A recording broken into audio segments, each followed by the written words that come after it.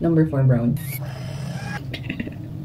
First time ko magkukulay ng buhok ko na mag-isa, na ako lang. Kasi normally pumupunta talaga ako sa salon or nagpapa-assist ako para magpakulay. So first time ko to. Ito yung Lisay, hindi ko alam, baka murder ko siya. Lisay Blonde. Creamy foam color in number 4.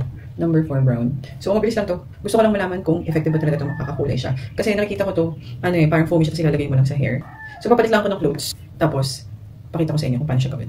Ayan guys, napagpalit na tayo, no? Ayan kasi tumutubo na yung black hair ko with the white hair. So, obvious na siya. Ayan. So, try natin to, which is a darker color. At sabi dito is, may, raw siya, gray hair coverage. So, let's see. Let's open. Solution number 1. Ito yung colorant. Solution number 2. Then, meron siyang pump. Aftercare treatment. So, natin yung gloves. Solution 2. So, tilt upside down in a second 5 times. Do not shake down. So, 1, 2. Oh. Yan yung mga bubbles. So, dito muna tayo sa baba. Medyo matapang ang amoy niya. Tapos, babalutin mo ito yung foam. Yung hair mo with the foam, sabi. Medyo siya. Yung matapang yung amoy. Tsaka medyo wasting din naman.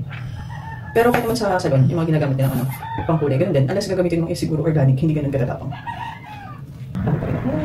Marami nang bubbles na nilagay. Yung talagang nilagay ko lahat sa aking buhok. At least nagawa ko to guys kung ano man ang result. At least once in my life, nakulayan ko yung sarili ko na ako lang mag-isa. Diba? Ayan siya. Guys, ayan yung mga bubbles. Meron pa ako sa face at tanggalin ko na. Let's wait for 20 to 30 minutes. So, 20 minutes after. So, sabi nito, leave their foam on anything other than the hair. Wipe off. Ooh. So, yun ang dinadala. So, wipe off natin. O, diba? Hindi natin ma-wipe off.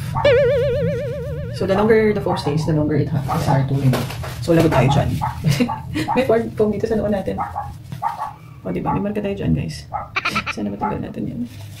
Mag-decision natin sa buhay ata ito. Hi, guys! So, ito na yung kulay. Yung hair ko, siguro, mga 50% dry. So, ayan. Meron akong marka dito ng aking pagkakamali. So, normally daw nilalagay ito ng petrol. Nakalimutan ko. Ayan. Tapos, yung mga white hair, parang nakabera naman. Tapos, parang nag-darker yung hair ko. Dark hair. Nag-darken yung hair ko. So, good morning, guys. Ito na yung the next day. So, ayun.